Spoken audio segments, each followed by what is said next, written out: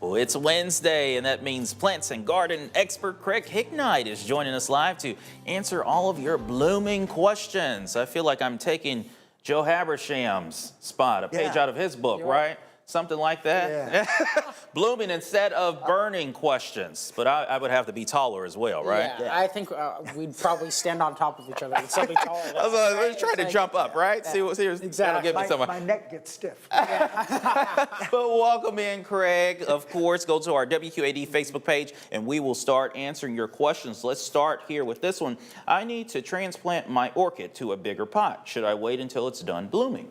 Yes.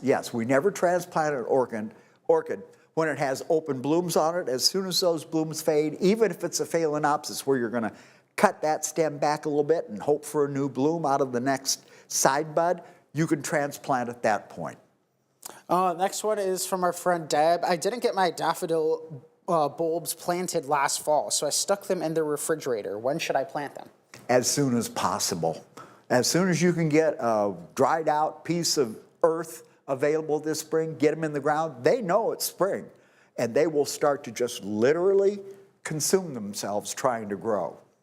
My rhubarb is just up about an inch and was wondering if it needs to be covered with the cold nights or what temperature will it survive at? Well, like most things, if we were going to go below 27 degrees, you might want to have maybe a little straw to just toss on top of it, to keep the frost off of it. 27 degrees on most plants, that's the actual damage point.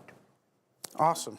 Believe we're going to try Robert, maybe? Yeah, Robert's up next. I want to get some peas and spinach in the ground. Am I too early or should I wait a while? No, you're not too early. As soon as that ground is workable, I usually tell people you should get those beds ready in the fall because they could actually take this cold weather we're having now. They love this cold weather. So the sooner you can get them in the ground, the better. All right, we're going to get to more of on our WQAD Facebook page right after this. Stay with us.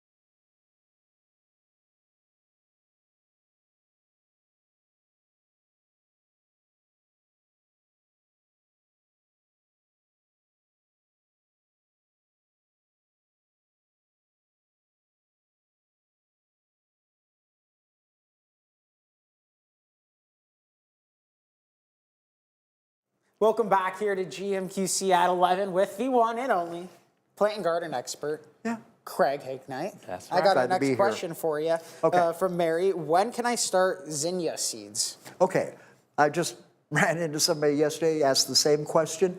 I would wait until probably early to mid-April. You don't want to get them too out ahead before you put them outside, and they really aren't going to be able to go in the ground until probably Mother's Day.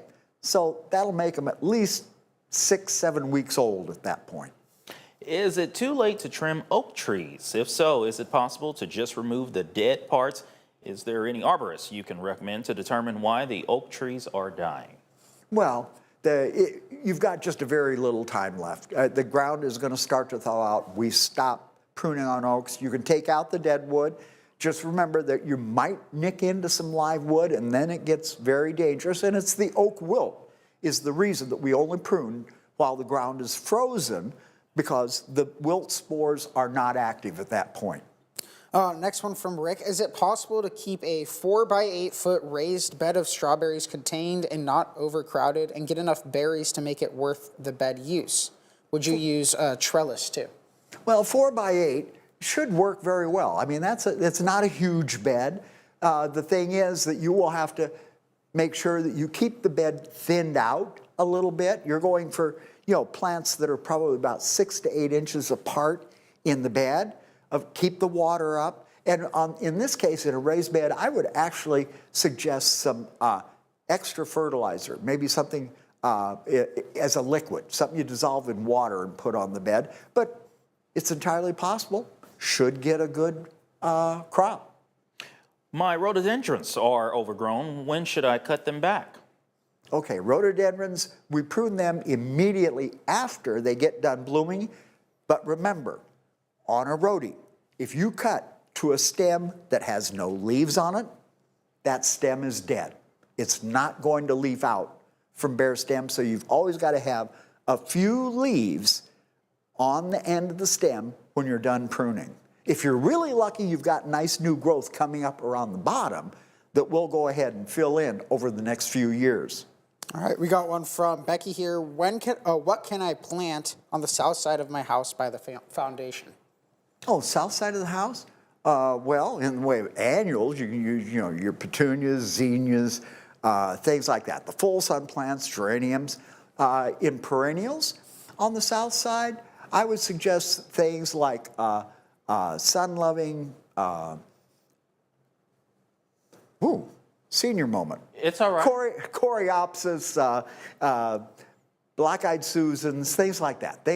Ask your local nursery. They can suggest plants that will take that kind of heat, and you have to remember, since it's going to be right up against the foundation, you're going to have fun trying to keep perennials alive during the winter, because that dries out into the basement all winter.